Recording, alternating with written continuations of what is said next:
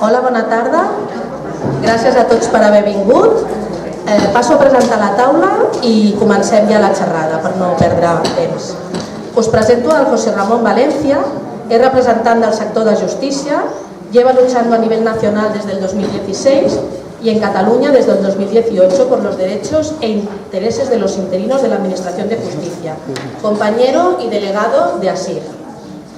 La Laia Lançà, tècnica especialista en educació infantil, fa 17 anys que treballa al Departament d'Educació en la mateixa escola, és membre de la plataforma TEI i des de fa poc han creat la secció sindical CGT Laborals d'Ensenyament, que aplega els diferents col·lectius de treballadors de personal d'atenció educativa, com són les TEIs, les tècniques d'integració social, els educadors d'educació especial i les auxiliars d'educació especial també. Com a advocats tenim el senyor Javier Arauz, advocat de l'Estat en excedència i que crec que tots coneixeu, i el Pau Albert Martí, que és advocat de la PIC i que també tots coneixeu. Jo soc Ruth Gras, soc presidenta de l'Associació de Plataformes d'Interins de Catalunya, que aplega molts col·lectius. Segur que si els anomeno me'n deixaré, però tenim des de docents, sanitaris, agents forestals, agents rurals, biblioteques, educadors, treballadores socials, tècniques en educació infantil, periodistes, últimament s'han unit veterinaris, auxiliars administratives, administratius, subalterns, pràcticament la totalitat dels col·lectius, plataforma 117 i la majoria de col·lectius.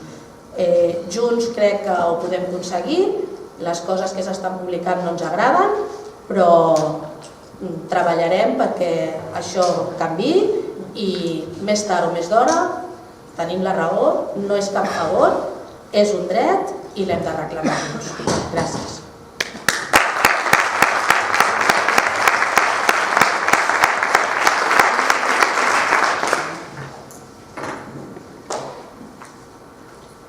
Comences, José Ramón. Començo jo? Bona tarda a tothom, gràcies per venir. Parlaré en castellà perquè hi ha gent de fora de Catalunya. Y bueno, como bien ha dicho la compañera, llevamos desde 2016 a nivel nacional y desde finales de 2018 en Cataluña. Son 3 años y medio después de decidir que no podíamos esperar que los sindicatos mayoritarios nos apoyasen en nuestras reclamaciones, cosa que no solo no ha sucedido, sino que incluso se han puesto palos en nuestras ruedas. Decidimos dar el paso para al menos tener alguna posibilidad de que se hiciera justicia con nosotros. Apoyamos la vía judicial sustentada en la Directiva 99/70 y en la legislación sucesiva del TJUE, que ha ofrecido una luz al final del túnel. Y en estos 3 años nos hemos reunido en numerosas ocasiones con todos los grupos políticos del Parlamento, a fin de colaborar activamente en una posible solución, teniendo ahora el proyecto de ley presentado por la CUP como una esperanza a medio plazo y donde pudimos participar como ponentes. Cuando empezamos, esos 3 años y medio atrás, no es que se podría decir que todo esto que veis era campo, pero casi. Gracias al trabajo de todas las plataformas y sindicatos independientes que por todo el Estado han representado a los trabajadores interinos, se ha logrado presionar lo suficiente para tener una ley como la 2021 de reducción de la temporalidad en el empleo público. Dicha esta ley está lejos, muy lejos, podemos decir, de ser perfecta, pero representa un avance, viniendo de donde veníamos, ese campo yermo que os decía antes. Hemos pasado de tener que claudicar y sentirnos como funcionarios de segunda por cuentos solidificados durante décadas en una administración decimonónica hasta decir basta, a poder decir que nuestras reclamaciones han forzado un cambio de criterio en el gobierno, en los juzgados y hasta en un organismo tan inmovilista como el Tribunal Supremo. Bien es cierto que en un cambio imperceptible, totalmente insuficiente, ¿no? Siempre vía TJUE. Cambios no lo contundentes que deseábamos, pero sí perceptibles y que ofrecen una vía de esperanza. No es, digamos, un comentario que pretenda llevar a la euforia, ni muchísimo menos, pero sí a pensar que las cosas están yendo por el buen camino, como decía nuestra compañera. En todo este tiempo hemos sido testigos de cómo, sobre todo en el orden social, han ido cayendo numerosas sentencias de fijeza que han sido recibidas mirando hacia otro lado por aquellos que decían hace 3 años que esas sentencias eran como los unicornios, productos de la imaginación de la gente, ¿no? Cierto es que contencioso se ha ido mostrando más remiso, si bien el Juzgado Contencioso Administrativo número 17 de Barcelona, en ese contencioso parece que hay un juez que entiende cuál es la situación, qué es lo que dice el TJUE y qué es lo que hay que pedirle a ese organismo para que deje más a las claras lo que ha hecho hasta ahora, cuál es la solución para nuestra situación, todavía se ha determinado que estamos en fraude de ley. Así pues, para que nos hablen sobre estas cuestiones prejudiciales que también afectan a una compañía de justicia, yo ya cedo la palabra al resto de ponentes que nos van a poder arrojar mucha más luz en relación a este tema. Muchas gracias y nos vemos en la concentración.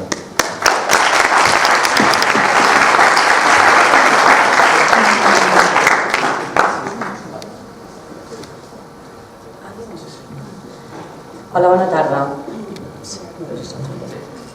Les tècniques d'educació infantil som treballadores contractades pel Departament d'Ensenyament. Algunes de nosaltres portem contractades des de fa més de 17 anys amb un contracte d'interinatge amb cobertura de vacant durant un període de temps injustificadament llarg. Mai s'ha convocat un procés d'oposició des que es va crear la plaça el curs 2004-2005. Degut a la deixadesa dels sindicats majoritaris i del Departament d'Ensenyament, no se'ns havia donat l'oportunitat de consolidar el nostre lloc de treball i finalment, aquest setembre, hem hagut d'opositar. A hores d'ara, el nostre procés encara no ha finalitzat i seguim amb la incertesa de saber si tot i haver aprovat obtindrem plaça o no. Aquestes oposicions injustes arriben tard i malament, amb falta de transparència i unes bases poc clares. Des del 2019 ens hem mobilitzat institucionalment, jurídicament i socialment i fruit d'aquesta lluita i del nostre advocat Pau Albert, aquesta setmana hem rebut una sentència on se'ns declara 22 companyes T personal laboral fix.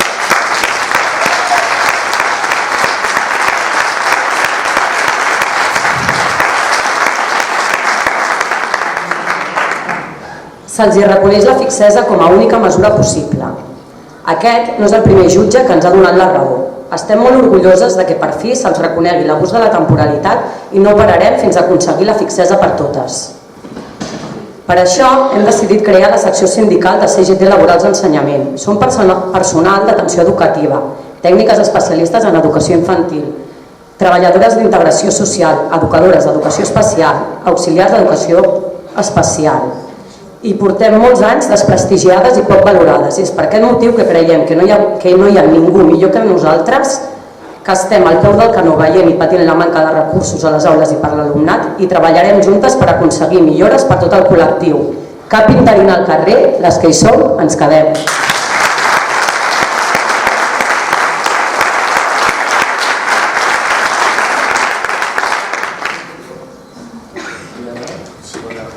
Hola, buenas tardes. Yo soy Javier Arauz.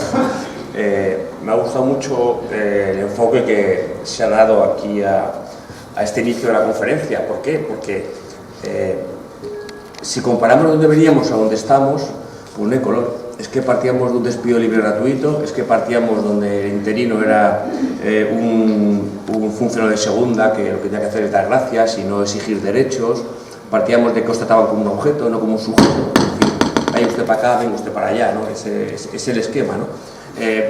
Partiendo de eso y después gracias al esfuerzo vuestro, estamos ahora en una situación, yo diría, fíjate que positiva. Positiva porque por fin tenemos el asunto que queríamos que estuviera en Europa. ¿Por qué? Porque en Europa la estabilidad es algo normal, es algo ordinario. La estabilización del personal que está en abuso viene sucediendo desde principios de siglo. Y aquí, sobre todo en todos los países del norte de Europa, donde todo empleado público que lleva más de 2 años trabajando pasa a ser fijo sin ningún problema, sin ninguna resquemor, sin ninguna oposición, como algo normal.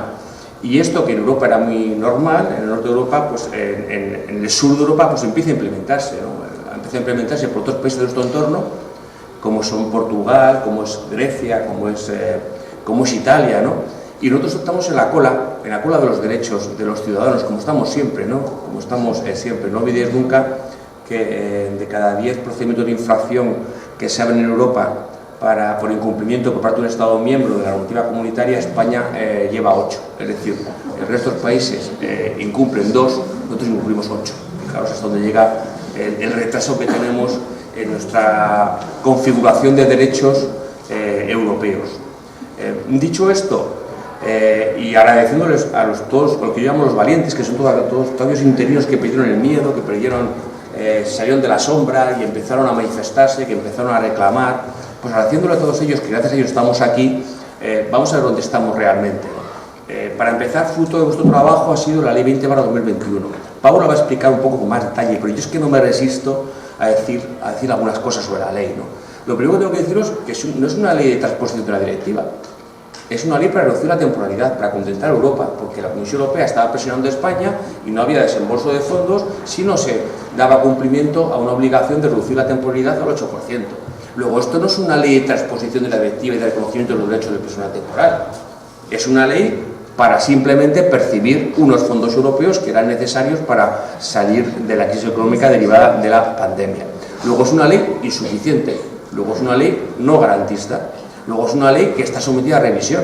Y está tan sometida a revisión que la Comisión Europea no ha archivado los 2 procedimientos de infracción que tiene abiertos contra el Reino de España por no dar cumplir la directiva. O sea, fijaros si es una ley que es una ley en principio redactada para contentar a Europa, y resulta que Europa no archiva los 2 procedimientos de infracción que tiene abiertos contra España por incumplir la directiva comunitaria. ¿Por qué? Porque entiende que esta ley es una ley insuficiente, que es una ley que no garantiza los derechos que os reconoce al personal público temporal la directiva comunitaria /99/70.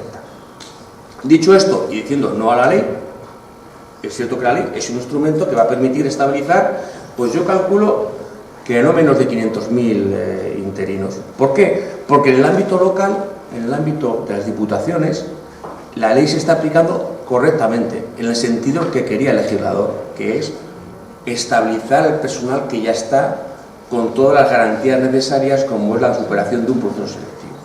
Hasta el punto de que no hay problema, insisto, no hay problema en que los ayuntamientos hayan estabilizado este personal a través del concurso de méritos, han sacado todas las plazas, con la idea de que estabilizar el personal, las bases que están elaborando por las diputaciones y ayuntamientos son bases normales, donde se valoran los méritos en un porcentaje hasta el 80%, donde se valora como mérito por la antigüedad hasta un 80%, donde se valoran los títulos igualmente en un nivel inferior, pero también los cursos de formación organizados o los exámenes aprobados dentro de esa entidad. Es decir, con una normalidad pasmosa, las entidades llamadas menores nos están enseñando a las entidades mayores cómo se debe aplicar una ley para cumplir los objetivos de la ley, que es la estabilización.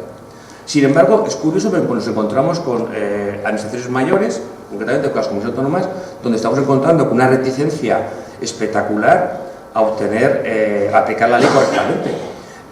Más fruto de unos prejuicios y más fruto de una mala conciencia que de otra cosa, porque lo que es inconcebible es que el legislador, por primera vez en 300 siglos de historia, proporciona o elabora una ley para conseguir salvar un problema generado por las propias administraciones empleadoras, como es el abuso de la temporalidad, y que este instrumento no se utilice correctamente por parte de las administraciones públicas responsables de este abuso. Esto es un sin Dios.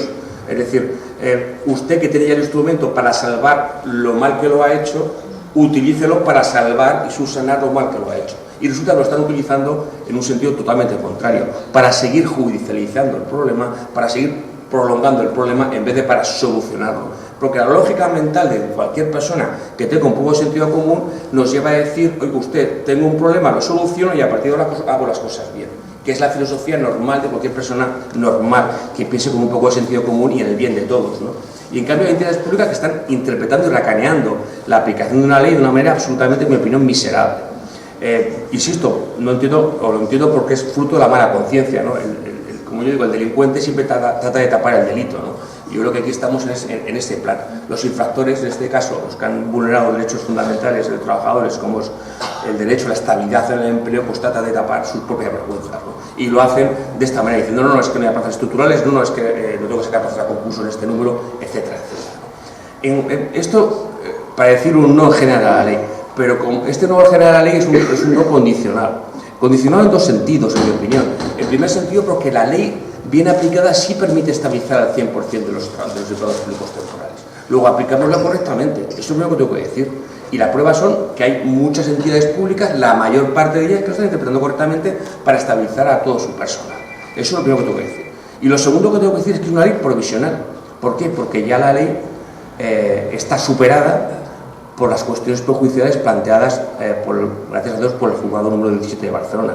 Ya el asunto ya no está en España. Ya me da igual lo que hagan las administraciones públicas, porque hagan lo que hagan, al final van a estar condicionadas a lo que diga el TJUE a resolver estas cuestiones prejudiciales. Y estamos en Europa, como donde os he dicho, la estabilidad es algo normal, no es algo excepcional, no es algo que chirría, ¿no? Es todo lo contrario.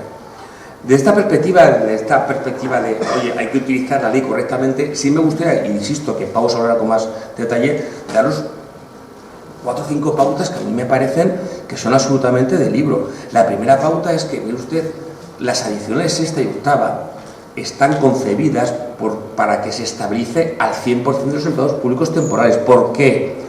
Porque las disposiciones adicionales sexta y octava se articula un procedimiento que está pensado para estabilizar, no para el acceso de terceros a la función pública. El concurso de méritos siempre ha sido un procedimiento utilizado para consolidar al personal público temporal, siempre. O sea, os recuerdo los mestos, os recuerdo lo que ocurría en todos los procedimientos selectivos de los concursos de méritos de los años 70-80 hasta que llegó la sentencia del Tribunal Constitucional del año 2001, donde vino a restringir esos procesos restringidos argumentando que estaban en contra del artículo 23 de la Constitución. Pero hasta entonces, lo que se convocaban para estabilizar eran concursos de méritos y las oposiciones y los concursos de oposiciones no estaban dedicados a estabilizar, estaban dedicados o destinados a que entrase gente de fuera que no tiene ninguna experiencia en el sector público. Luego, la primera premisa fundamental es que el concurso de méritos está pensado para estabilizar, porque el legislador entiende que todos aquellos que llevan más de 6 años están en una situación tan grave que hay que estabilizarlos. Esa es la filosofía de la ley. Si hubiera querido que compitierais con terceros, hubiera arbitrado un procedimiento selectivo consistente en un concurso de oposición, pero definitivamente opta por un concurso de méritos. Segunda reflexión, así a bote pronto, que os hago.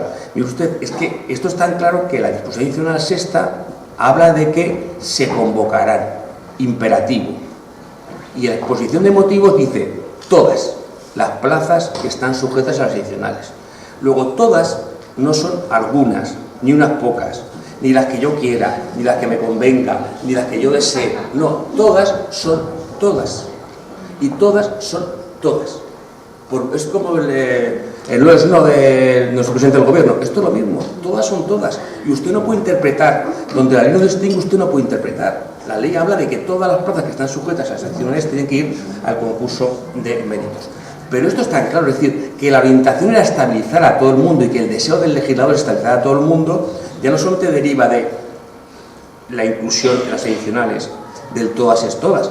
Es que además también lo que hace, porque quiere que todas vayan al concurso de méritos, es que no opere en el concurso de méritos la exclusión de las plazas ya convocadas. Os recuerdo que el artículo 2, para aquellos que están de una antigüedad entre 4 y 6 años, sí preveía un concurso de oposición con la oposición no eliminatoria en aquellos casos, pero siempre excepcionando las plazas ya convocadas.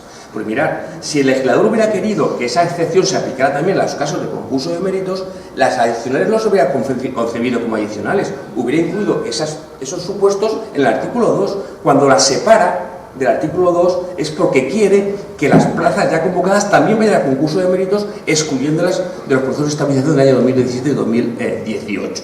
Esa es la voluntad del legislador clara, pero además si vais y tenéis la paciencia de ir a analizar la tramitación parlamentaria, veréis que cuando los proponentes de estas disposiciones sexta y octava proponen que se incluyan de esta manera y en disposiciones adicionales, lo hacen argumentando que de esta manera todas las plazas se pueden sacar a concurso de méritos que llevan más de 6 años y esto constituye una excepción a las reglas del artículo 2, es decir, al no incluir dentro de esas convocatorias de concursos de méritos las plazas que estuvieran convocadas en los procesos de estabilización de los años 2012 y 2017 y 2018. Y la exposición de motivos lo va a aclarar. Dice, mire usted, lo que yo hago en el artículo 2 es una ampliación de los procesos de estabilización. Una ampliación. Como es una ampliación, es luego que diga que, bueno, que las plazas que ya estaban convocadas, pues que no pueden incluirse en nueva ampliación, porque ya están en las ampliaciones anteriores. Ahora bien, cuando habla del concurso de méritos, la exposición de motivos dice que es un proceso no de ampliación, dice que es un proceso excepcional y aplicable una sola vez. Y siempre como legislación básica, es decir, aplicable en todo el territorio nacional. Luego es claro, por tercera conclusión, que el legislador cuando incluye estas disposiciones adicionales está ordenando que se incluyan todas las plazas y que se excluyan de los procesos ya convocados. Pero es más, os diría más, prueba de que el legislador lo que quiere es estabilizar al personal que lleve más de 6 años, es decir, que se queden los que llevan más de 6 años, es que si os fijáis, el lenguaje utilizado en la disposición adicional sexta es claro, dice plazas ocupadas temporalmente, no dice plazas vacantes. Cuando el legislador ha querido decir plazas vacantes, lo ha dicho en la edición octava. Dice plazas ocupadas temporalmente. ¿Por qué? Porque utiliza el término abstracto, el genérico. Plazas ocupadas temporalmente son todas las plazas no ocupadas por funcionarios fijos o de carrera. Esas son las plazas ocupadas temporalmente, por eliminación de los que son fijos o de carrera. Luego, plazas ocupadas temporalmente son las plazas vacantes, las plazas ocupadas por eventuales, las plazas por programas, las plazas por comisiones de servicios, las plazas, por sustitución. Todas son plazas ocupadas temporalmente. Si el legislador hubiera querido limitarlas a las plazas vacantes, la adicional sexta lo hubiera dicho plazas vacantes. Y no dice plazas vacantes, dice todas. Luego, todas de las plazas vacantes unido a todas las plazas nos lleva a concluir que lo que el legislador quiere es que todos los que lleven más de 6 años se queden. Nuevamente, si veis, toda la interpretación de la ley va en la misma línea. Y la disposición adicional octava, cuando se da cuenta el legislador que efectivamente la adicional sexta no era suficiente porque no cubría a aquellas personas que se habían movido de plaza, que era el caso, a instancia nuestra, cuando vimos esta redacción le dijimos, bueno, ¿y qué pasa con un señor que lleva 30 años trabajando en el sector público en régimen de temporalidad, pero sin embargo, en el último año, porque ha interesado a la administración empleadora, porque le ha interesado, se mueve a otra plaza distinta?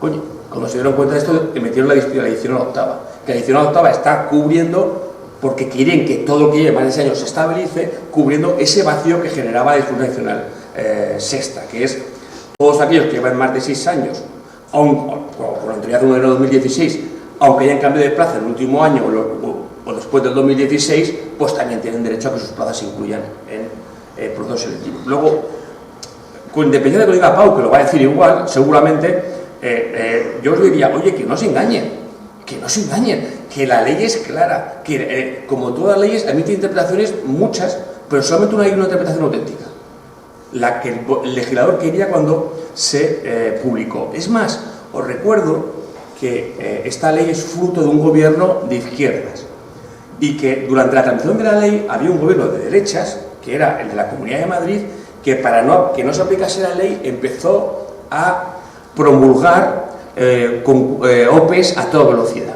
Es decir, convocó todas las plazas vacantes y todas las plazas que están siendo temporales entre el mes de septiembre o el mes de julio y el mes de diciembre del año 2021. Luego la ley cuando incluye las disposiciones adicionales, y así lo dicen los propios ponentes de la ley en el Congreso de los Diputados, dice, no, mire usted, es que esto está redactado pensando en lo que está haciendo algunas comunidades autónomas, como la de Madrid, que está convocando OPEs, y queremos reaccionar frente a esa actuación que está desarrollando la Comunidad de Madrid. ¿Y cómo desarrollamos? ¿Cómo reaccionamos? Incluyendo adicionales que separamos del artículo 2 y las incluimos para que dentro de esas adicionales se incluyan también las plazas que se están convocando ya en algunas comunidades autónomas como la Comunidad de Madrid. Luego, si os fijáis, todo va en la misma línea y que no se hagan interpretaciones surrealistas de mezclar leyes autonómicas con la ley 20/2021. Esto es una ley especial, excepcional, de aplicación única y básica. Y toda ley excepcional se aplica sobre ley general y toda ley básica se aplica sobre legislación autonómica. Luego esta es la única ley que podemos aplicar para regular los concursos de méritos. Por eso os aconsejo, y ya acabo en lo que es mi opinión sobre la ley, en que no estéis parados, que reclaméis. Hemos demostrado que reclamando se consiguen cosas, gracias a los más valientes que decidieron reclamar en el 2017, al 2018, gracias a los más valientes que se asociaron en asociaciones como la TIC, como SIC. Gracias a vosotros hemos demostrado que cuando actúas obtienes resultados, ¿no? Pues no os quedéis parados. Esta ley es una oportunidad para estabilizaros, pues no podéis perderla. Entonces, seguir impugnando y actuando en vía judicial contra cualquier acto administrativo que implique una vulneración de esta ley. Pero voy un poquito más allá. Bueno, pues que este no es el único instrumento que tenemos aquí ahora mismo sobre la mesa. Os decía anteriormente que estamos en una situación, en mi opinión, inmejorable. Hombre, mejorar se podía mejorar si directamente os dieran la estabilización automática, que tendría que haber dado ya hace muchos años. Pero es verdad que en el contexto donde estamos, en el país donde estamos y con estos empleados públicos que tenemos, estas autoridades, mejor dicho, públicas que tenemos, pues estamos en una situación absolutamente inmejorable. Alguien ha hablado de los jueces y los tribunales, claro, oye, es que también partíamos de un Tribunal Supremo que decía, y os recuerdo que lo decía en el año 2019, que personas que llevaban 20 años no estaban en abuso. Es que, o decían que los docentes no se aplicaba la directiva, por ejemplo. Esto lo decían, es nuestro Supremo, la Sala de Contencioso Administrativo, con dos narices, iba a decir. Oye, ¿cómo ha cambiado esto? La historia, ahora ya en el 2021 ya está diciendo, no, sí, los docentes también entran y los que llevan más de 3 años están en abuso. Fíjate la diferencia de dónde estamos ahora como estábamos antes. Y esto igualmente es fruto de vuestras acciones, de vuestras reclamaciones. Pero vamos otra vez, tiendo a enrollarme mucho y quiero centrar un poco más el debate. Vamos a la otra alternativa que tenemos. Aquí el objetivo es obtener estabilidad. A mí me da igual que la estabilidad se obtenga a través de un concurso de méritos en la aplicación de la ley o a través de otros mecanismos diferentes. ¿Cuáles son estos mecanismos diferentes que tenemos? Pues mirad, tenemos un segundo mecanismo que no es el más importante es la cuestión prejudicial, pero hay un mecanismo que muchas veces olvidamos, pero que a mí me parece que es tan importante como los otros dos. Y vuelvo a lo que os decía antes, la Comisión Europea no ha archivado los procedimientos de infracción contra el Reino de España, porque entiende que la Ley 20/2021 no cumple con la directiva comunitaria. Esto es trascendental. ¿Por qué? Porque aquí la Comisión está constatando, en mi opinión, que hay 2 incumplimientos o 3 incumplimientos por parte del Reino de España, de la normativa comunitaria y de compromisos europeos. Uno, la ley. La ley no satisface las necesidades que entiende o los derechos que entiende la Comisión Europea que os corresponde, de estabilización o de sanciones a las administraciones empleadoras. Punto 1. Pero hay otro incumplimiento que es clave y que tampoco le damos importancia. Yo recuerdo que para cobrar estos fondos España presentó en el año 2021 un plan de resiliencia. Ese plan de resiliencia incluía una serie de compromisos. Pues bien, en función pública incluía 2 compromisos nada más por parte del Reino de España. Otros eran relacionados con cuestiones económicas o tributarias. ¿Un compromiso cuál era? El primero era que iba a reformar la función pública para reducir la temporalidad y reducirla al 8%. Primer compromiso. Y que esto se iba a hacer a coste cero, sin carga presupuestaria. Primer compromiso. Segundo compromiso, que en el sector sanitario esta reducción de la temporalidad iba a hacerse a través de concursos de méritos. No de oposiciones, de concursos de méritos. Los 2 compromisos, los únicos 2 compromisos que ha asumido España están ya incumplidos. El primero, porque la ley establece indemnizaciones de 20 días por año de servicio a favor de los interinos que no superen los procesos selectivos. Luego ya la reducción de la temporalidad no va a ser a coste cero, va a ser con coste económico reconocido en una ley, no es una opinión personal. Luego, primer incumplimiento del plan de resiliencia de España en materia de función pública, el componente 12. Segundo incumplimiento, los concursos de méritos para los empleados públicos de los servicios sanitarios, incumplido también. Se están convocando oposiciones, concursos para los empleados públicos temporales del sector sanitario. Luego, los 2 compromisos, los 2 únicos compromisos que asumió España en materia de función pública están incumplidos. Luego, son 3 los incumplimientos ya de España frente a la Comisión Europea: la directiva y los compromisos asumidos en el plan de resiliencia. Y esto entiendo que la Comisión Europea no puede permanecer impasible a estos incumplimientos, no puede permitir que un Estado miembro la toree, porque esto en mi opinión es un toreo. Es decir, usted no puede en el mes de marzo o en el mes de febrero de 2021 presentar unos compromisos a Europa para percibir los fondos y coger la pasta, y a los 3 meses publicar el decreto ley donde se le conocía que se van a pagar 20 días por el servicio. Miren ustedes que esto es, o sea, 20 días después de aprobar ese compromiso por parte del Consejo de Europa, ¿no? Yo creo que aquí tenemos una vía de actuación que es la de la Comisión Europea, que no puede, que va a estar en vuestro favor, pero no porque esté en favor vuestro, que lo está, sino porque no puede consentir que un Estado miembro incumpla sus obligaciones, tanto normativas como materiales, frente a la Comisión Europea. Luego, ya tenemos una segunda vía de actuación. Os recuerdo además, y hago un paréntesis, que los fondos, el desembolso de los fondos, es decir, el primer pago de los fondos, el fondo estructural que ya se ha realizado, está condicionado. Es decir, que si España no justifica que ha cumplido esos compromisos, Europa puede pedir la restitución de esos fondos. Y dos, que todavía queda un segundo plazo de pago de fondos estructurales. Ya no sabe si se paga o no se paga. Creo que aquí hay un instrumento importante por parte de la Comisión para presionar al Gobierno de España para que haga más de lo que está haciendo. Luego ya tenemos la ley y Europa. Y ahora llega al motivo de mi venida aquí, que es las cuestiones prejudiciales. Claro, es que esta es la tercera vía más importante. ¿Por qué? Porque el asunto ya está donde tenía que estar. Ya no es una entidad ejecutiva, ya es una entidad como la Comisión Europea, que es política, y lo que hace es, pues eso, bailar un poco y tratar de bailar con los equilibrios europeos para contentar a todo el mundo y no disgustar a nadie, ¿no? En esa forma de actuar que tiene Europa de voy a buscar consensos intermedios para que nadie se me disguste y ningún Estado se me vaya, ¿no? Bueno, pues ahora tenemos una tercera vía que ya es un tribunal. Y este tribunal ya no es un órgano político, es un órgano judicial que está acostumbrado a dictar sentencias y a ordenar y a mandar y a interpretar la directiva comunitaria. Y cuya función fundamental y única es interpretar el derecho de la Unión y hacerlo para todos los Estados miembros y con carácter definitivo. Es decir, no es interpretable, ya no caben dudas, no puedes invocar que no me gusta lo que dice el TJUE para dejar de aplicarlo. No, ahora ya el TJUE lo que sentencia es sentencia. A diferencia de un órgano judicial como es el Tribunal Supremo, donde yo, juez de Barcelona, si no estoy de acuerdo, dicto una sentencia contraria, en relación con el TJUE no cabe eso. Solamente los tribunales pueden cumplirlas, les guste o no les guste, y estén o no de acuerdo con lo que dice el TJUE. Luego estamos ya jugando en un campo propio de casa y encima en un campo en el que los goles valen doble, es decir, ya no hay discusión, el gol es el gol y punto. Esto es esencial, ¿no? Y esta es la esencia de la cuestión prejudicial. La cuestión prejudicial planteada por el jugador de Barcelona, que ha sido un juez valiente, no lo dudéis, porque la apreciación que tengo es que aquí ha habido muchos jueces cobardes que no se han tenido que plantear esta cuestión prejudicial. Han hecho lo más cómodo, voy a seguir al Supremo y ya está.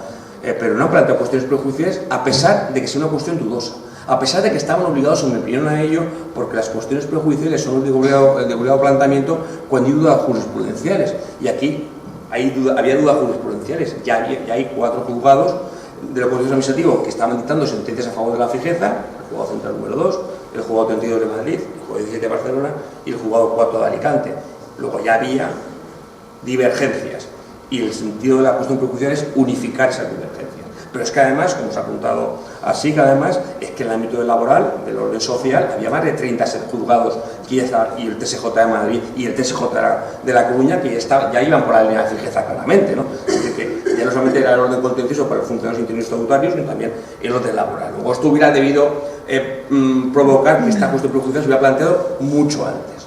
Luego, lo primero que tengo que decir es que es un juez valiente, que no le ha importado jugarse sus ascensos, su prestigio, sobre la base de plantear la cuestión prejudicial.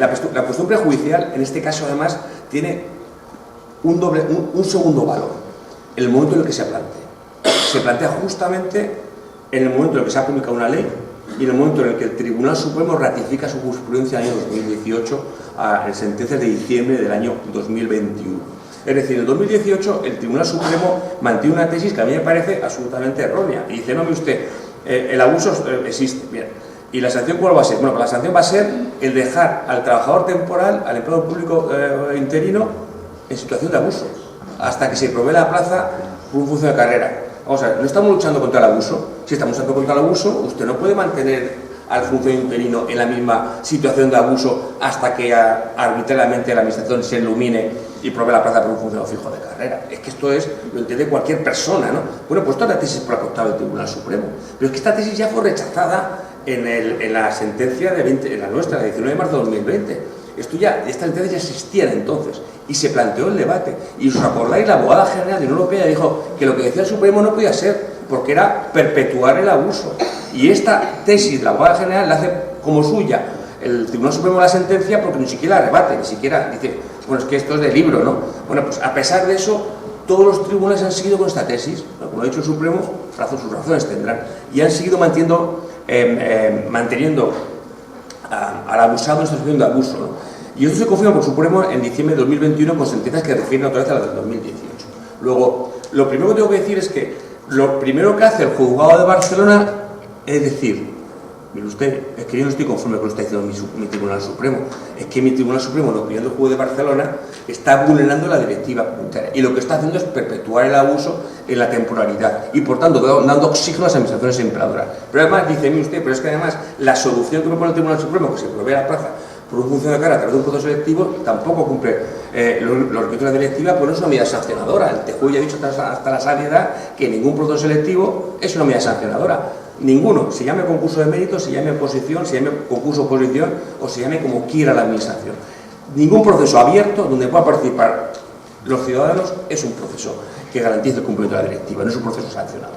Luego el juzgado, insisto, es valiente, pero es que además pone en solfa toda la doctrina que hasta ahora se estaba manteniendo en España en relación con la sanción y con la medida sancionadora. Es decir, elimina la única solución que hasta ahora se había aportado a nuestro país para concederos estabilidad. No os daban estabilidad porque decían que la sanción tenía que ser la que decía el Tribunal Supremo. Al ponerlo en solfa, se cae la única piedra angular en la que estaban apoyando los demás tribunales y que nos queda nuevamente. La estabilidad, lo que es de sentido común, si yo he trabajado durante mucho en la administración, es porque tengo capacidad y mérito e idoneidad para desempeñar la tarea pública. Y por lo tanto me he ganado permanecer en el servicio público. Luego, primer elemento fundamental y clave, la cuestión prejudicial del juzgado número 1, porque además expresa su opinión, y lo dice, es que eliminamos toda la base en la que hasta ahora se han apoyado los jueces y tribunales para rechazar vuestra fijeza automática. Segundo elemento clave de este auto, es que el juzgado tampoco está conforme con la Ley 20/2021, y lo expresa, y lo dice el porqué. Dice usted, esta Ley 20/2021 es que no es una ley sancionadora, es una ley para reducir la temporalidad y por tanto contentar a Europa, pero no puede ser entendida como una ley para sancionar los abusos de la temporalidad. Discrepa de la solución, los procesos selectivos no son una sanción. Discrepa de la aplicación, no se puede aplicar retroactivamente una ley a situaciones de abuso ya consolidada. Discrepa de la indemnización, discrepa de los años. Dice, ve usted, no sé por qué se fija el abuso a partir de los 4 años de 2017, pero además con diferentes consecuencias. Es como si me dice, es como si, voy a poner un ejemplo burdo, pero es que es verdad. Es como si usted, la primera violación, la primera penetración de una señora violada no contase. No, la primera no cuenta, la segunda tampoco, empieza a contar a partir de la tercera. No, y a partir de la sexta ya es más grave. No, mire usted, la violada es violada del minuto 1. Y el abusado es abusado del minuto 1. No hace falta usted que me diga que son 3, 4, 5 o 6 años y estamos en consecuencias distintas. La pena es única y esto es lo mismo. Aquí se ha cometido una infracción administrativa, se ha abusado de la temporalidad y la consecuencia debe ser la misma para todos. Y me da igual que sea la violación o el abuso de 3 años o que sea de 25. Al final todos tienen que entrar. 3. Pone también el juzgado en solfa la indemnización, como es obvio. Usted no me puede decir que la indemnización de 20 días es una sanción. Primero, porque no la perciben todos, solamente lo perciben los que suspenden. Luego, si lo perciben los que suspenden, no puede ser una indemnización para sancionar el abuso. Porque ¿qué pasa a los que han aprobado el proceso selectivo? ¿Para eso no hay compensación ni sanción para la administración? Es un disparate, ¿no? Luego, la cuestión prejudicial es esencial también por esto, porque pone en solfa la ley. Opina el juzgado, como me temo que está opinando la Comisión Europea a no archivar los procedimientos de infracción.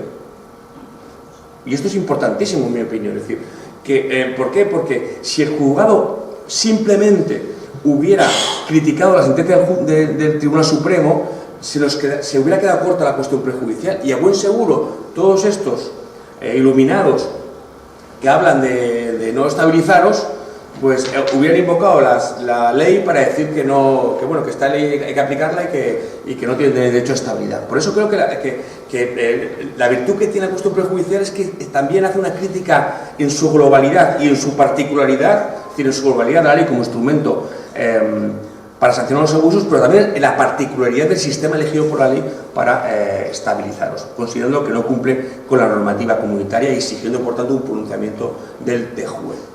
Y el cuarto elemento que a mí me parece fundamental también de la cuestión prejudicial planteada por el TJUE es que, claro, el juez de Barcelona es un hombre sensato. No solamente es valiente, no solamente tiene sentido común, sino que va es sensato.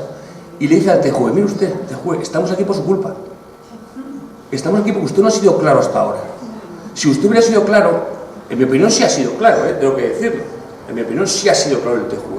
Es decir, desde el 2006 viene diciendo que si un Estado miembro no ha fijado una sanción, la sanción debe ser la fijeza. Tanto más cuando esa fijeza existe en el Estado miembro para los empleados públicos de régimen privado. Luego, a mi opinión, sí ha sido claro, pero es verdad que a lo mejor no ha sido contundente. Es verdad, y eso ha dado lugar a que nuestras autoridades administrativas y judiciales no hayan interpretado correctamente esta tesis del TJUE, que es una tesis que por otro lado se repite, que yo sepa, en 11 resoluciones, en 11 sentencias, si no me equivoco, sentencias y autos, ¿no? Insisto, para mí ha sido claro, pero el juez se queja de esto. Y esto tiene una ventaja fundamental, porque al quejarse de esto, lo que está exigiendo al tribunal, al TJUE, es que de una vez por todas diga, mire usted, tengo obligación de hacer fijos los interinos, que están en abuso. Es lo que está preguntando en definitiva. Pero lo pregunta en un sentido positivo, no negativo. ¿Sí o no? No me diga usted otra vez que es contrario a la directiva, no, dígame usted si esta contrariedad conlleva el que tenga que hacer los fijos. Por lo cual, a mí me parece que también en este punto la sentencia la cuestión judicial es importantísima en este sentido. Y por último, ya acabo, porque estoy diciendo mucho, como siempre hago, creo que también es importantísimo que valoréis en su globalidad nuevamente dónde estamos. Es decir, que estamos en Europa otra vez, que todo lo que nos ha venido de Europa ha sido positivo hasta ahora, que estamos aquí gracias a Europa, gracias a vosotros que habéis reclamado, gracias a los letrados que hemos creído que esto es una injusticia y que había que seguir hasta donde llegáramos, y gracias al TJUE que ha ido dictando sentencias que han ido apoyando nuestras tesis de estabilización. Pero es que estamos donde teníamos que estar.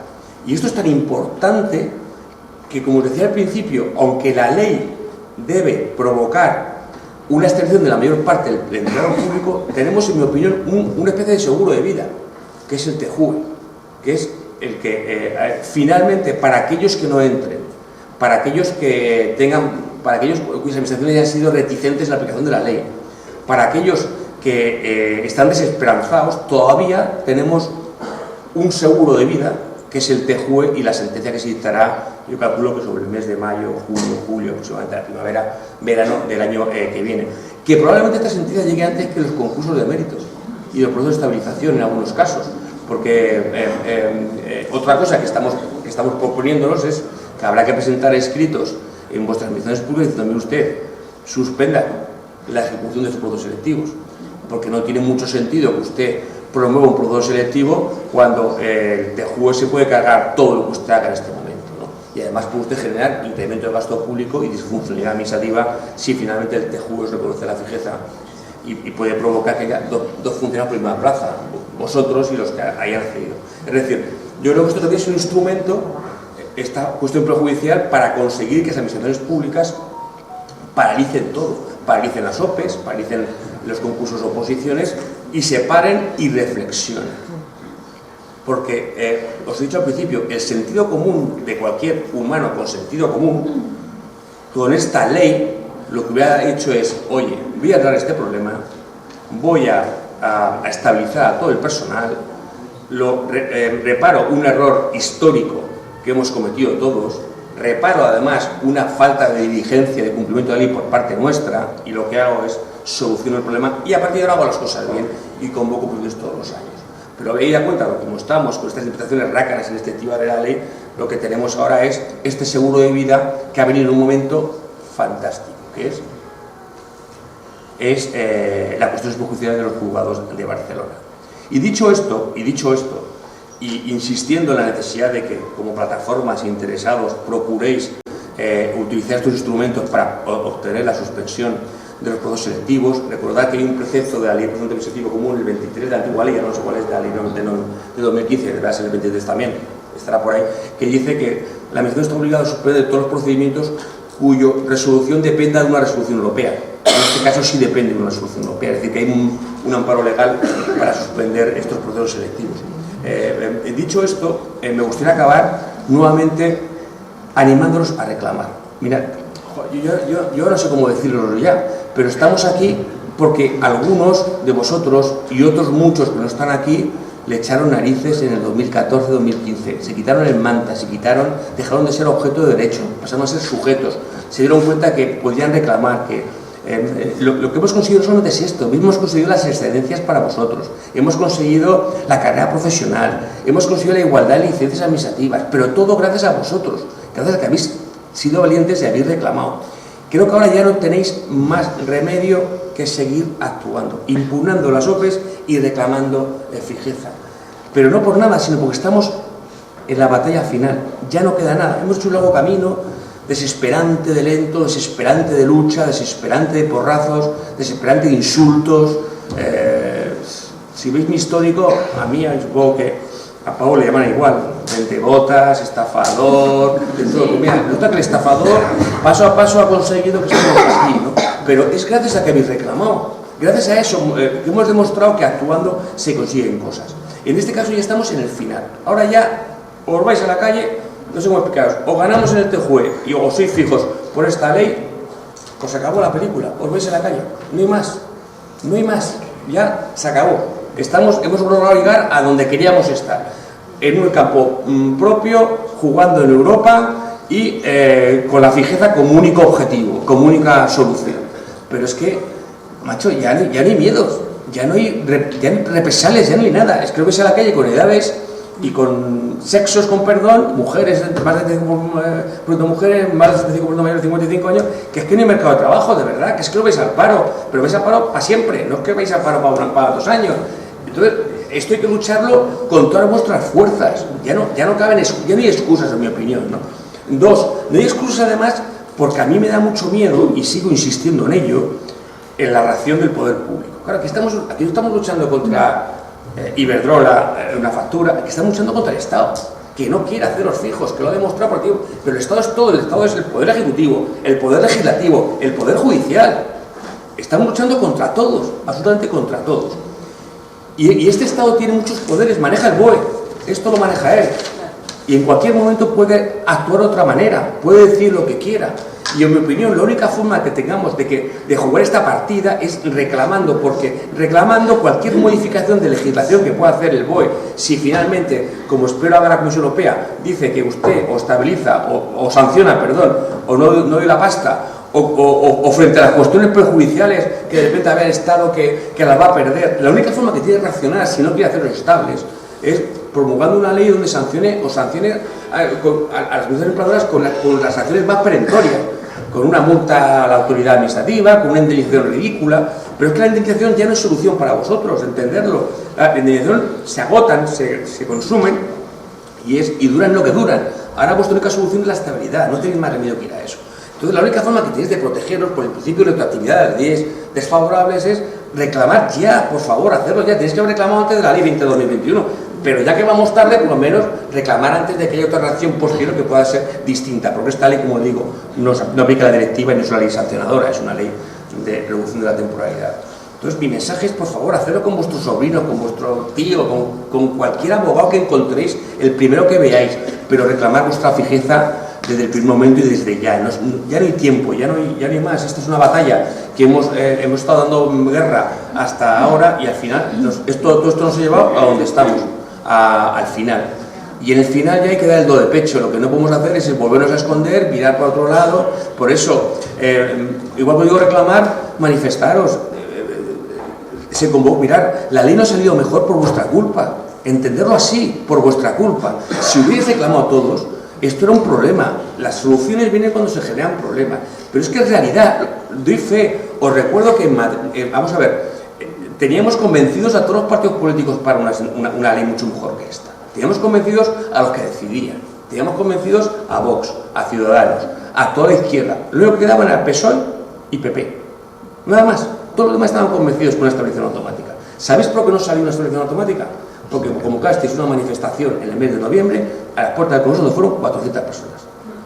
Y eso fue, y a mí me llamaron de Congreso y oye, Arauz, se acabó, la ley sale como sale.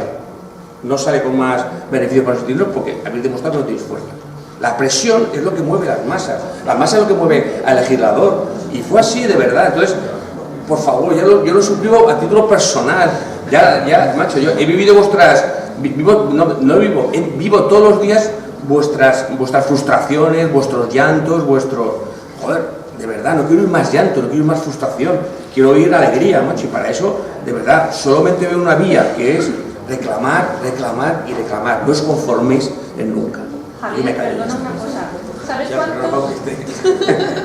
cuántos tweets llevo?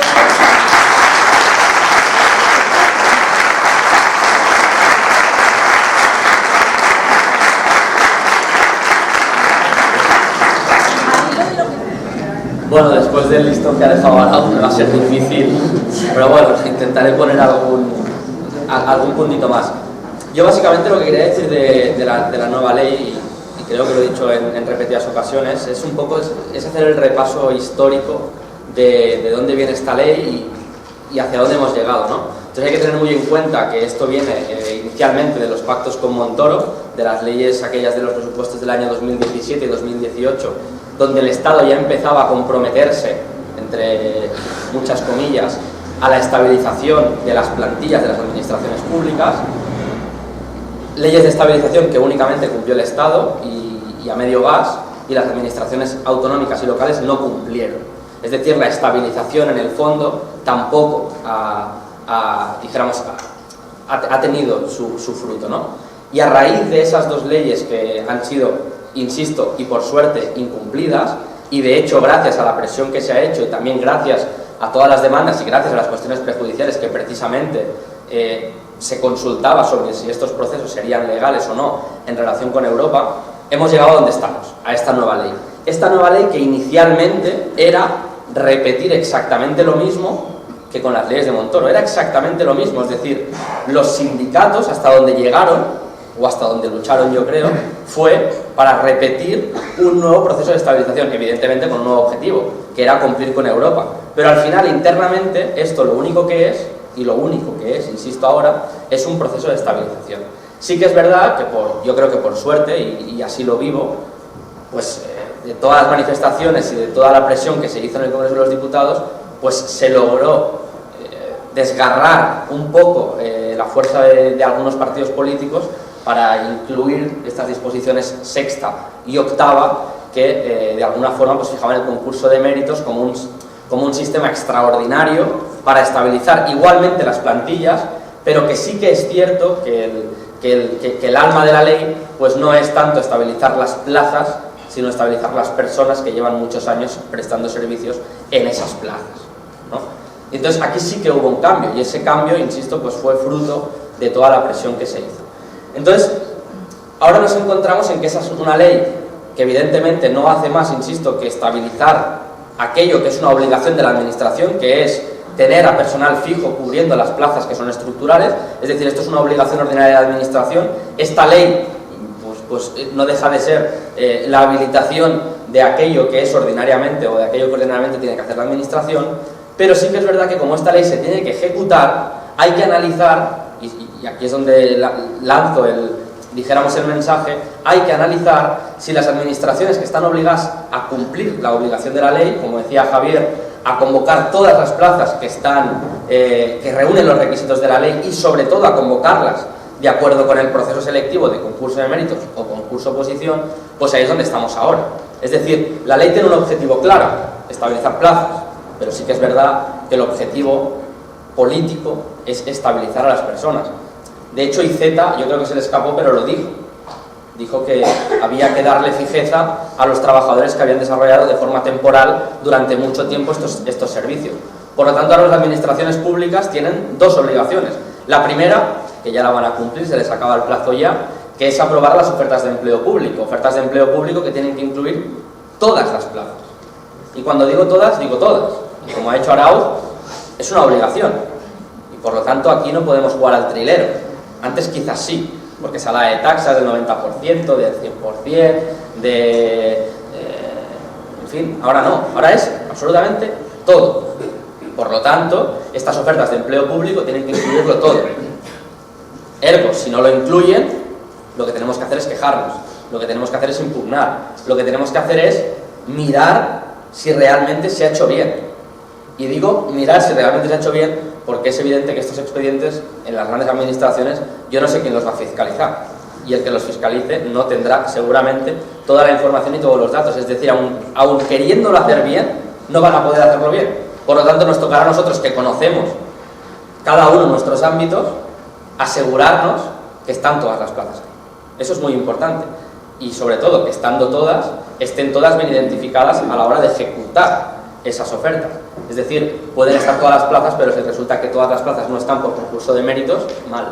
Porque aunque el concurso oposición sea, en fin, un poco más favorable, pues no deja de ser un concurso oposición donde seguramente la fase de oposición va a seguir siendo eliminatoria, aunque existe esa opción por la ley, pero no deja de ser una opción. Entonces ese es el primer punto. Y luego el segundo punto, aún más importante, van a ser las convocatorias, es decir, los criterios que se van a establecer para estabilizar a este personal. Entonces aquí, como ha dicho Arauz, yo creo que hay un elemento que es clave y yo creo que ya nadie debería discutir, y es que en los concursos de méritos, igual que en la fase de méritos del concurso de oposición, la experiencia prestando servicios en las administraciones convocantes tiene que tener una relevancia máxima, con un límite, que el proceso no puede ser restringido, pero por lo tanto, vaya, hablar de porcentajes del 70 y del 80% es más que obvio que de ahí nadie puede bajar. Y evidentemente yo creo que ya nadie puede discutir que no se puede valorar el servicio prestado en la propia administración convocante. Yo creo que esto es un límite que no podemos tolerar. Y digo que no podemos tolerar porque este será el punto de partida que nos vamos a encontrar ahora con las administraciones públicas, y por tanto esto habrá que lucharlo, porque si hemos llegado a una ley que, aunque sea estabilizar plazas, pretende dotar de fijeza a las personas, lo que no podemos ahora es, como hemos conseguido esta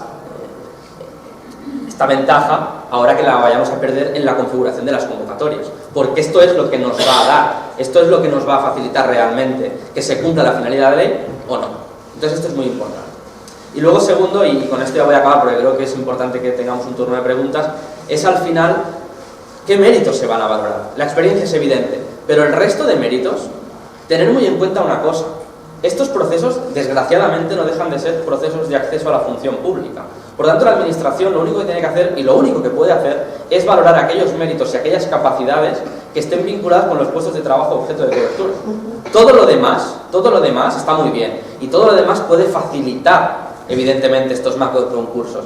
Pero la administración tiene una obligación legal que no puede escapar. Y es que yo necesito que las personas que se presenten a estos concursos acrediten méritos en relación con las funciones que van a desarrollar diariamente. Porque a mí no me sirve que tengan competencia digital, está muy bien, eso puede ser un mérito, pero también tiene que ser un mérito tener formación específica de los puestos de trabajo a desarrollar. Y digo puede cuando debería de decir debe.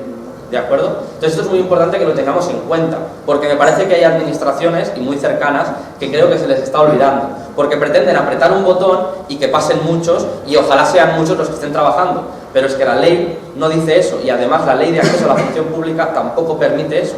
Por lo tanto, se tiene que valorar, y esto es muy importante, aquella formación, aquella experiencia que le va a dar valor al puesto de trabajo. Porque no nos olvidemos que el concurso de méritos es un sistema de acceso a la función pública absolutamente legal y absolutamente vigente. Y por lo tanto, como acceso a la función pública, lo que no podemos hacernos es trampas por hacerlo fácil. No, oiga, no. Esto es un proceso extraordinario. Por una única vez, pues si tienes que contratar a 100 personas para que estos procesos sean lo que son, pues ningún problema. Lo podrás argumentar. Por primera vez en la historia podrás argumentar esa urgencia y necesidad inaplazable en la contratación o el nombramiento de personal temporal para algo que realmente va a ser esa situación, ¿no? Y por lo tanto, un poco pues para poner en valor toda esta situación. Y a raíz de lo último que decía Arauz, yo también me lo vengo planteando desde las cuestiones del 17, ¿no? De estas prejudiciales del 17. Y es que al final esta ley va a ser objeto de análisis por el Tribunal de Justicia Europea, que yo aventuro a que va a decir lo que ya ha dicho en 2 ocasiones, el 19 de junio del 20 y este verano, que estos procesos selectivos pues no son sanción. Pueden servir como medida preventiva, evidentemente, pero medida preventiva hace años. Ahora esto lo único que es una obligación de la administración. Por lo tanto, creo que también como Arauz y con buen criterio, estos procesos ahora mismo no deberían de empezarse a ejecutar. Lo que deberían hacer las administraciones es suspender toda esta ejecución. ¿Por qué? Porque si el Tribunal de Justicia de la Unión Europea nos acaba diciendo que esto es una patraña, como creo que nos lo va a decir, pues evidentemente, si esto ya lo has ejecutado y tienes a gente en la calle o gente que haya probado, al final el abuso no lo ha sancionado. Por lo tanto, aquí nos podemos encontrar con una pelota más grande cuando, insisto, estamos a unos meses de que esto nos lo resuelva el Tribunal de Justicia de la Unión Europea y al final lo acaben también resolviendo los tribunales de justicia. Por lo tanto, yo creo que con esto que hemos dicho podemos dar paso a... Bueno, no sé si Ruth quiere añadir algo más, pero...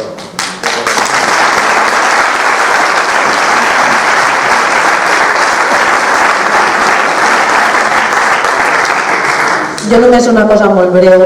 Sabem que ja s'ha publicat l'oferta a la Generalitat de Catalunya, a més hi ha alguns ajuntaments que estaven esperant per també aplicar-ho.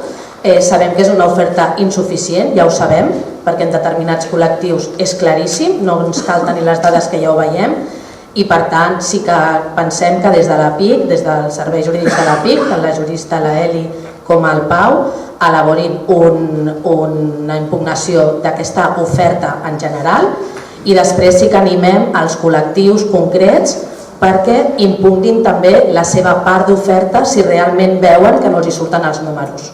Per exemple, nosaltres, les treballadores socials, ho tenim claríssim, hem tret 6 places per mèrits i 0 per concurs de mèrits. No fa falta ser jurista per veure que no quadren els números i, per tant, nosaltres impugnarem la part de la nostra oferta. I si surten les convocatòries, que crec que hauríem de també demanar aquesta suspensió de l'execució, perquè ens podem trobar amb resultats que després es tirin enrere, estem patint ara i patirem després, doncs parem, que s'ho estudiïn bé i ja veurem. I penso que com a plataforma d'interins ho demanarem, però com més processos hi hagin, més força tindrem i per tant animem a que els col·lectius que estan organitzats també ho facin.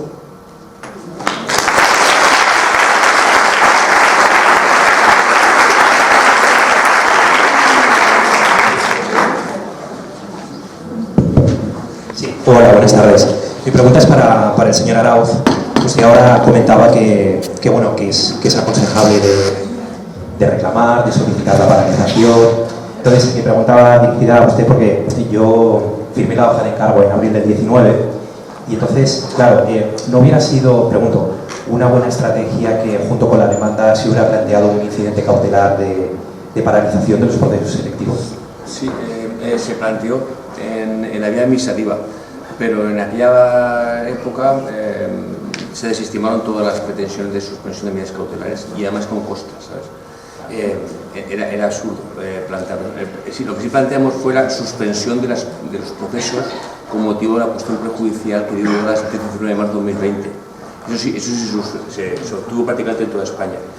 Precisamente por ese motivo también ahora hay que pedir la suspensión de todos los procesos con motivo de esta cuestión prejudicial. No solo se están tramitando en vía administrativa, es decir, lo cual es importante también de cara a gastos vuestros. Es decir, esta cuestión prejudicial, la del juzgado 17, nos permite, por un lado, suspender los procesos. Por otro lado, reclamar fijeza y suspender la reclamación de fijeza. De tal manera que no os obliguen a ir a un proceso judicial que siempre es más caro, ¿no? Y en tercer lugar, suspenderos, que ya estéis en procesos judiciales, suspender los procesos judiciales hasta que resuelva la cuestión prejudicial del TJUE. De hecho, en Barcelona, por ejemplo, todos los jueces están suspendiendo, por lo menos lo hemos pedido ya, suspendiendo los juicios con motivo de esta cuestión prejudicial del juzgado número 17, ¿no? Y lo que hay que hacer es suspender los procesos selectivos también y suspender en vía administrativa. Y luego eso también, desde el punto de vista económico, que también me preocupa mucho, porque al final impugnar la OPI, impugnar el reclamar fijeza, impugnar la resolución denegatoria de fijeza, al final, os pedimos un esfuerzo económico a vosotros que es muy elevado, ¿no? Pero creo que en este caso eso no debe de disculparos para no presentar reclamación de fijeza a los que no lo han hecho todavía, ¿no? Porque la idea es, reclamar fijeza y pedir la suspensión de la tramitación de esa reclamación hasta ver qué dice el TJUE. Y eso es la clave, con lo cual te ahorras tanto honorarios de abogados para ir a vía judicial como riesgo de costas procesales, que eso es importante. Vale, voy con una cuestión. Entonces, si el TJUE, por ejemplo, resuelve favorablemente, como lo ha planteado el 17, entonces todos los que estamos en la misma situación quedaríamos acumulados a esa petición del 17. No, lo que ocurriría es que en vuestros procesos tendrían que dictar una sentencia. Si finalmente el TJUE dice que os corresponde fijeza, en cada uno de los procesos que están ya abiertos o en cada uno de los procedimientos administrativos abiertos tendrían que reconocerse esa fijeza, en cada uno de los procedimientos. Lo que he explicado antes, lo bueno que tiene el TJUE es que sus sentencias vinculan, pero vinculan con valor de cosa juzgada, nadie puede discutirla. Es decir, ya ni el Supremo ni el Tribunal Constitucional. Si el TJUE dice fijeza, pues el Tribunal Constitucional, por mucho que opine que eso es inconstitucional, se lo tiene que tragar. Igual que el Supremo, igual que cualquier juzgado, ¿no? Ya es indiscutible, aunque no te guste. Por eso es esencial que estemos en el TJUE.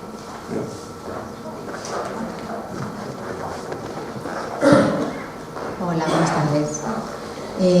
Bueno, yo quería consultar. Yo también tengo muy claro, o sea, tengo mi demanda puesta desde el año 2019 y estoy dispuesta a ir hasta el final, ¿vale?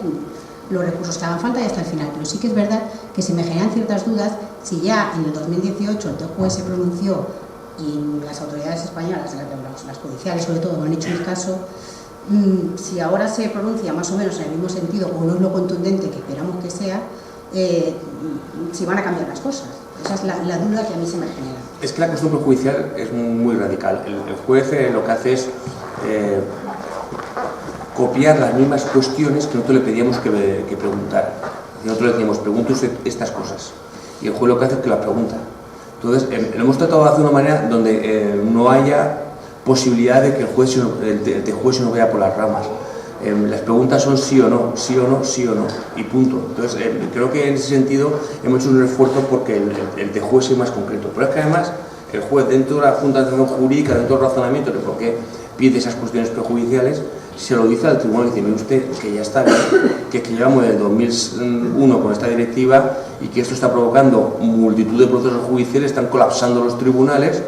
Y porque usted no ha sido claro hasta ahora, sea usted claro alguna vez, diga no exactamente qué es lo que tenemos que hacer y nosotros lo hacemos.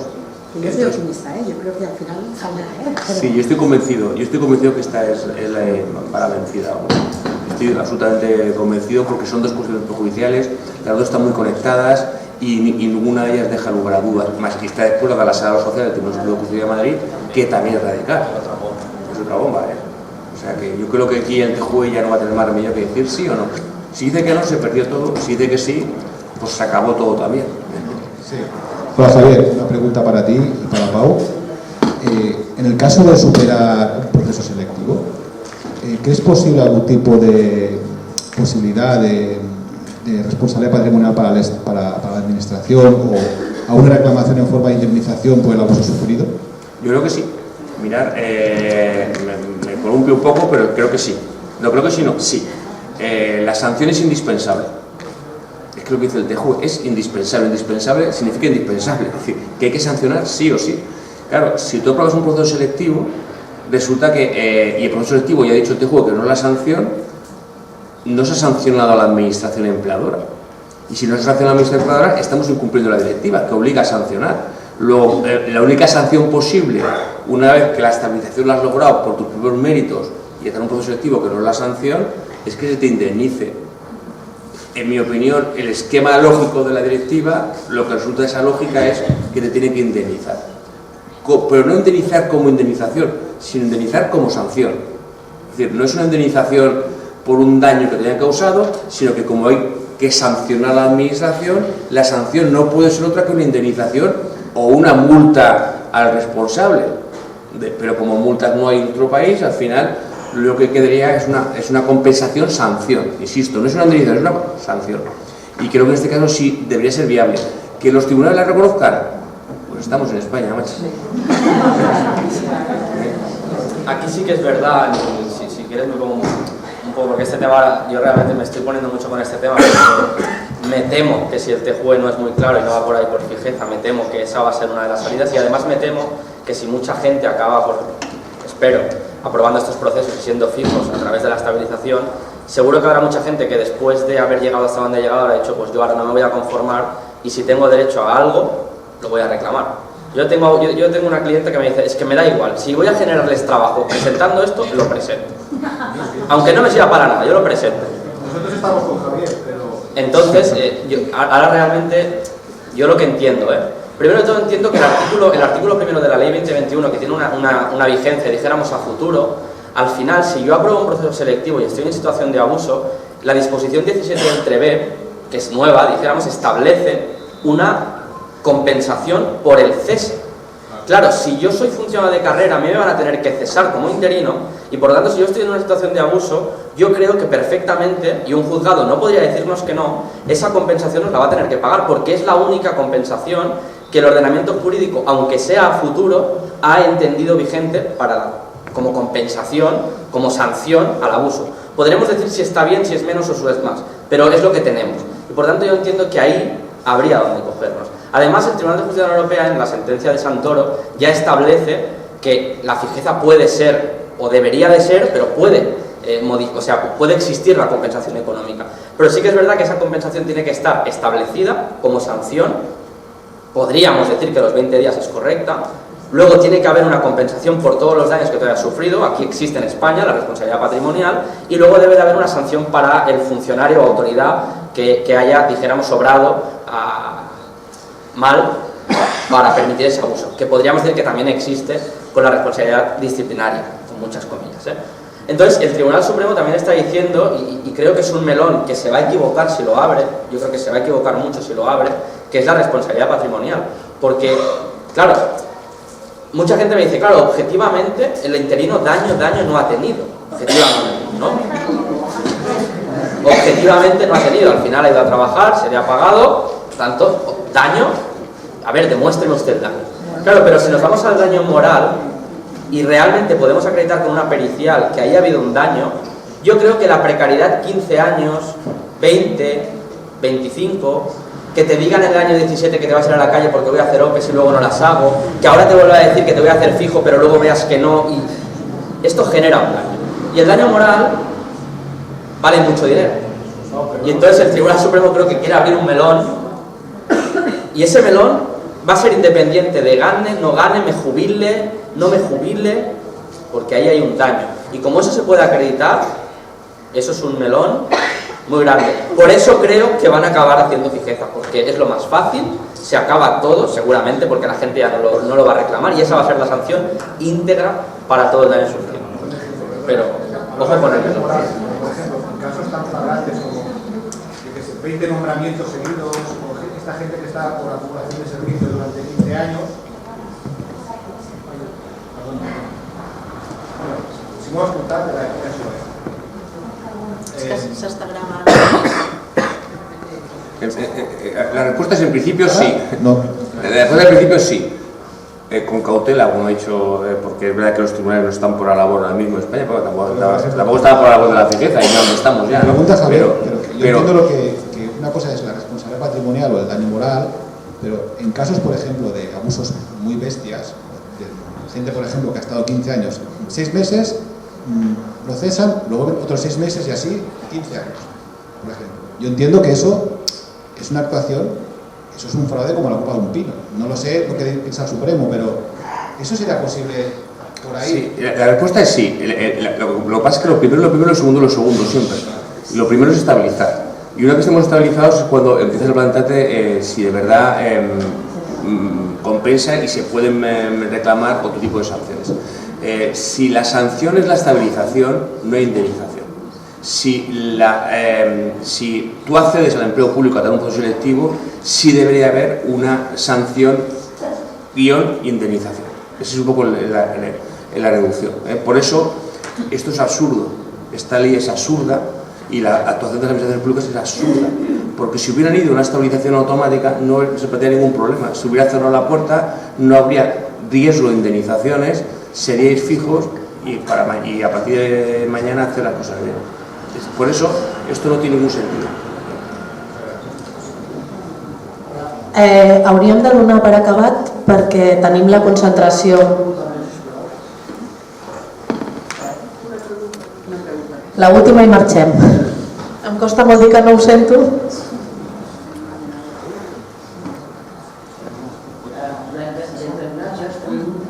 Bàsicament els tres títols, no? Els que estan ocupant la plaça de Constitució, els que estan ocupant la plaça de Vacant i els que estan ocupant la plaça de Reserva. Clar, ara jo soc funcionari de Vies 2 i allà s'està comentant els que estan ocupant la plaça, les places que estan ocupant plaça de reserva d'un funcionari que està alliberat o un funcionari que està ocupant un altre lloc de treball, aquestes no puntuen com a antiguitat, precisament perquè estan ocupant una plaça que no sortia mai a una oposició. Això voldria saber si és així o te he entendido como te he entendido,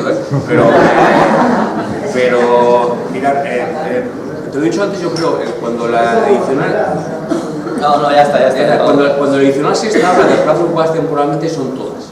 De tal manera que, incluidas las plazas de reserva, como tú le llamas, o que estás, donde un funcionario público tiene derecho a volver, también es una plaza ocupada temporalmente. Y donde la ley lo distingue en principio, pues es un error del legislador, pero tú lo puedes distinguir. Lo que ocurre además es que opera sobre una premisa, en mi opinión, que es errónea. Y tú hablas siempre de plazas de reserva. Pero es que plazas de reserva no existen. Es que las plazas de reserva duran 2 años nada más en nuestro derecho jurídico. Las plazas, otra cosa es la reserva, no de la plaza, sino la reserva a volver al servicio si hubiera una plaza vacante, que es otra cosa. Es decir, confundimos la sustitución de un funcionario que tiene un plazo limitado en el tiempo siempre con el derecho a volver a esa plaza o el derecho a volver al servicio. Solamente tienen derecho a volver al servicio, a la plaza durante los 2 primeros años cuando estás en comisión de servicios o cuando estás en otras situaciones distintas. Por ejemplo, una incapacidad dura 1 año. Al año ya pierdes el derecho de reserva del puesto de trabajo. Lo que tienes derecho es volver al servicio. Igual que cuando tú estás ocupando una plaza de alguien que está en comisión de servicios. El plazo máximo de duración son 2 años. A partir de los 2 años esa plaza es una plaza vacante y por tanto este señor que está en comisión de servicios no tiene derecho a volver a ese puesto de trabajo, tiene derecho a volver al servicio si hubiera plaza vacante. Yo, por ejemplo, que soy funcionario, yo me fui de una plaza, pero yo cuando vuelva no tengo derecho a volver a esa plaza. Y por tanto esa plaza desde que yo me fui o a los 2 años de que yo me fuera es una plaza vacante y si está ocupada por un temporal tiene que estar incluida en la oferta pública. Pero es más, vamos a suponer que me pasa también en muchos sitios donde un interino es el que se va en comisión de servicios a otra plaza. En ese caso hay que sacar las 2 plazas, el de la comisión de servicios porque está ocupada temporalmente y el de la plaza que dejó el funcionario interino porque está también ocupado por otro funcionario interino. Como las 2 están ocupadas temporalmente por un empleado público temporal, se sacan las 2, no se saca una, como en alguna Dirección General de Función Pública ha sostenido, ¿no? Se sacan las 2 en los concursos de méritos. Igual que hay dudas también en cuanto a las plazas de los contratos de relevo, por ejemplo, me está hablando mucha gente. Mire usted, los contratos de tiempo parcial también salen a tiempo parcial, también tiene que ir a concurso de méritos cuando son ocupadas temporalmente. ¿Me explico? Es decir, si tú estás sustituyendo a un prejubilado que tiene una jornada partida, una jornada reducida, esa plaza sale a jornada reducida, tú estás a tiempo parcial, pero también su obligación de sacarla, pues una plaza ocupada temporalmente. Luego el término de la ley es un término tan amplio que nos permite, o obliga, mejor dicho, a la administración pública a sacar todo tipo de plazas y siempre en el sentido de la disposición adicional sexta. Cualquier interpretación que se haga tiene que ser siempre en el sentido de esta disposición, que habla de todas y de plazas ocupadas temporalmente. No habla de algunas, no habla tampoco de plazas vacantes. Habla de 2 conceptos amplísimos, genéricos, que abarcan todo. Cap a la concentració. Moltes gràcies per haver vingut.